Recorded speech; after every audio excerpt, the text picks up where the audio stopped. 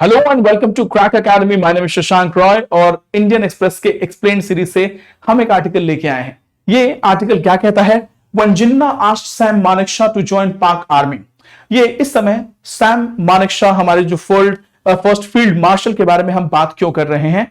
क्योंकि अभी सैम मानेकशॉ के बारे में बहुत सी क्यूरियोसिटी आ रही है, क्योंकि अभी विकी कौशल ने इनका रोल प्ले किया है सैम बहादुर में। इस मूवी को अभी तक मैंने देखा नहीं है, but definitely I would love to go. लेकिन इनको लेके बहुत सी क्यूरियोसिटी लोगों में आने लगी है, जैसे why this generation needs to know about Sam Manekshaw. Why this generation, ये यूट्यूब पे वीडियोस हैं इंडियन एक्सप्रेस के चैनल पे कि नए यंग जनरेशन को क्यों जानना चाहिए सैम मानेकशॉ के बारे में।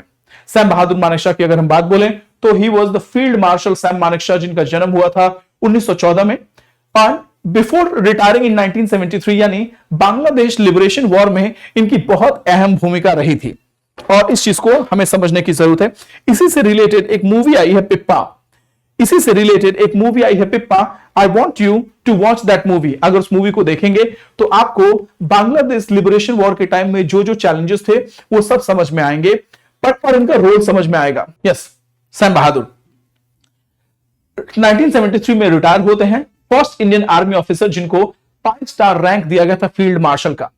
Now he was only 2 Indian soldiers जिनको की ये टाइटल मिला है। पहले जनरल के.एम. करियप्पा को ये टाइटल दिया गया है and then he became the field marshal. Career की अगर बात बोले तो 40 इयर्स का करियर रहा। वर्ल्ड वॉर 2 से लेकर इंडो पाकिस्तान वॉर तक 5 लड़ाइयां लड़ी। Sino Indian war, Indian Pakistan war of 1960 और बांग्लादेश लिबरेशन वॉर में तो इनका नाम ही रहा। उसके अलावा PM Indira Gandhi will call him, would refer to PM Indira Gandhi ko he will call sweetie or sweetheart because of their Parsi connection.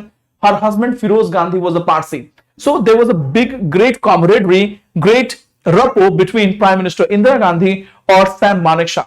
He used to call Prime Minister sweetie or sweetheart because बहुत ही strong bonding थी, क्योंकि श्रीमती इंदिरा गांधी के husband और Sam Manekshaw दोनों ही Parsi community से belong करते थे और दोनों और इसी के चलते बहुत अच्छी अंडरस्टैंडिंग थी श्रीमती इंदिरा गांधी और सैम मानेकशॉ के बीच में। But when it came to professional relationship, अपने प्रोफेशनलिज्म को कभी भी सैम मानेकशॉ ने कॉम्प्रोमाइज नहीं किया। He is known for speaking his mind.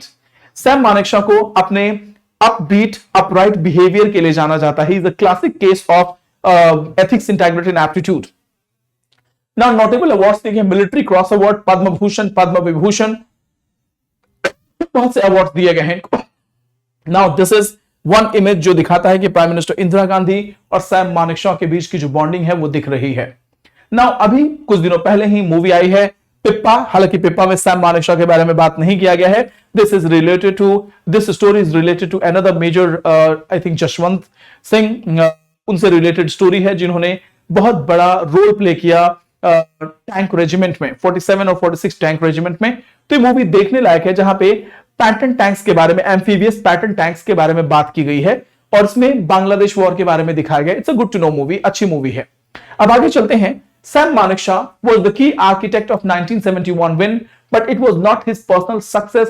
Doctor Maja Daruwala एक इंसाइट देती हैं और बताती हैं कि 1971 बांग्लादेश लिबरेशन वॉर में सैम मानेकशॉ का बहुत बड़ा रोल रहा, लेकिन वो उनका पर्सनल सक्सेस नहीं था, क्योंकि इनमें वो आर्किटेक्ट जरूर थे, बट इसके अलावा हमारा पॉलिटिकल क्लास था, हमारे इंडियन आर्मी के वो जवान थे, अनसंग हीरो जिनके बारे में हम जानते नहीं है। तो ये एक कलेक्टिव विन था। इसको सिर्फ सैम मानेकशॉ के पर्सनल विक्ट्री कहना जस्टिफाइड नहीं है, ये उनकी बेटी का कहना है। बट इन सब के बावजूद अगर देखें तो Sam Manekshaw is one of the bravest soldier of Indian army of India. अब इस आर्टिकल को हम लेके चलते हैं। बायोपिक ऑफ फील्ड मार्शल अभी मेघना गुलजार ने मूवी बनाई है, उस मूवी को देखने जाना है मुझे। सैम बहादुर, इसका जो डेट है वो रिलीज टुडे हो चुका है ये, और ये सैम मानेकशॉ के करियर पे बेस्ड है। नाउ सैम मानेकशॉ का मिलिट्री करियर की अगर बात बोले तो 40 साल तक की सर्विस में 5 लड़ाइयां लड़ी और 1971 वॉर में मेजर रोल प्ले किया। नाउ क्रिटिकल डिसीजन इन 1947 में हमारा देश आजाद होता है। उस आजादी के टाइम में लगभग इंडिया में 4 लाख की आर्म फोर्सेस होती हैं। उन 4 लाख में से 2,60,000 जो हैं वो इंडिया को दिए जाते हैं और रिमेनिंग पाकिस्तान को दिया जाता है। इसी तरीके से हर चीज का बंटवारा होता है। लगभग 60-40 का रेशियो था इंडिया के ज्योग्राफिकल एरिया को देखते हुए और पाकिस्तान को। तो लगभग 4 लाख की आर्मी में अगर देखें तो 2,60,000 इंडिया को दिए गए और 1,40,000 के करीब जो थे वो पाकिस्तान को असाइन किए गए। अब ये तो असाइनमेंट हो गया, इसके अलावा बहुत सी चीजों का बंटवारा होना था और वो बंटवारा था इंडियन आर्मी के बेस्ट, ब्रिटिश आर्मी के best of the best capable commanders का। उन कमांडर्स में हिंदू और Sikh, they had no option given.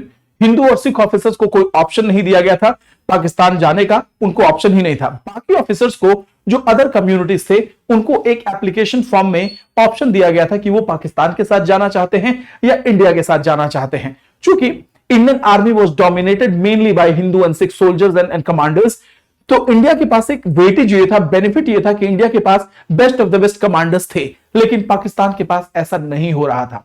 इस कंडीशन में सैम मानेकशॉ पे नजर पड़ती है प्राइम मिनिस्टर मोहम्मद अली जिन्ना की। मोहम्मद अली जिन्ना परसुएट करते हैं सैम मानेकशॉ को, please come and join Pakistan. उस समय पाकिस्तानी आर्मी में एक लीडरशिप वैक्यूम होता है। इसका मतलब यह है कि पाकिस्तानी आर्मी को एक कैपेबल कमांडर की बड़ी जरूरत होती है और सैम मानेकशॉ को मोहम्मद अली जिन्ना पर्सनली बुलाते हैं और बोलते हैं, Sam, why don't you join Pakistan army, I will ensure that you get a good promotion. लेकिन इन सबको देखने के बावजूद सैम मानेकशॉ उनके इस प्रपोजल को रिजेक्ट कर देते हैं and he says that instead of joining Pakistan I would love to join India, a secular nation and a secular army, जो उनके कैरेक्टर और उनके एथिकल स्टैंडर्ड्स को दिखाता है। ही स्ट्रेट अवे सेज कि मुझे उस कंट्री में जाना है और मैं इंडिया को इसलिए जाना चाहता हूं क्योंकि इंडिया एक सेक्युलर कंट्री है और एक सेक्युलर आर्मी का कमांडर बनना मुझे बहुत पसंद है। तो इतनी ग्रेट अपॉर्चुनिटी होने के बावजूद भी सैम मानेकशॉ ने डिसाइड किया that I will live and die in India. उसके अलावा सैम बहादुर ने बांग्लादेश वॉर के टाइम में सैम मानेकशॉ से जब पूछा गया कि क्या आप बांग्लादेश वॉर के लिए रेडी हैं, सैम मानेकशॉ ने स्ट्रेट अवे रिजेक्ट कर दिया because he was not prepared for war. In fact he had a great idea, he has a complete understanding about theater of war। Bangladesh की अगर हम बात बोले तो Bangladesh at that point in time east Pakistan की बात बोले तो it was a land of reverse and ocean reverse, यानी कि बांग्लादेश में उस समय इतनी नदियां बहती थी और उस समय का वो टाइम था जब सैम मानेकशॉ का ये कहना था कि अगर इस समय हम वॉर छेड़ेंगे बांग्लादेश के ईस्ट पाकिस्तान को लिबरेट करने के लिए तो उस समय बारिश का मौसम होगा। इस बारिश के मौसम में पूरी नदियां और छोटी छोटी जो तालाब हैं वो ओशंस बन जाते हैं। हम अपने पैटर्न टैंक्स को मोबिलाइज नहीं कर पाएंगे, हम अपने टारगेट्स को आइडेंटिफाई नहीं कर पाएंगे, हम एयरफोर्स की मदद नहीं ले पाएंगे। और इस तरीके से उन्होंने इंदिरा गांधी के प्रपोजल को रिजेक्ट कर दिया that my army is not ready.